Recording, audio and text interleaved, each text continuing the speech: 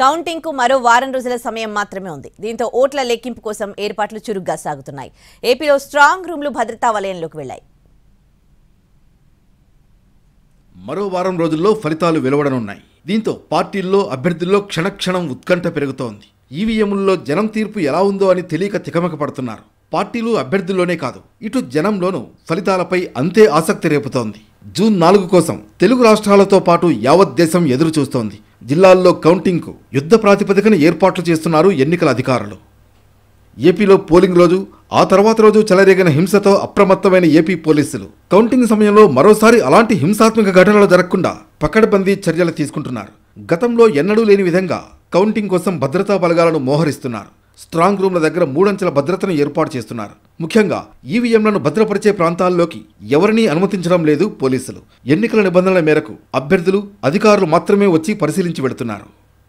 Counting ముగిసే వరకు ర్యాలీలు, ఊరేగింపులు, జాతరలు, సభలు, సమావేశాలను నిషేధించారు. స్ట్రాంగ్ రూమ్ల వద్ద డ్రోన్ కెమెరాలు ఎగురవేయడాన్ని బ్యాన్ చేశారు. విద్వేషాలు, అల్లర్లు సృష్టించి శాంతి భద్రతలకు విఘాతం కలిగిస్తే చట్ట ప్రకారం కఠిన చర్యలు తప్పవని హెచ్చరిస్తున్నారు పోలీసులు. పల్నాడు, తాడిపత్రి, చంద్రగిరి లాంటి సున్నితమైన ప్రాంతాల్లో అదనపు బలగాలను మోహరించారు.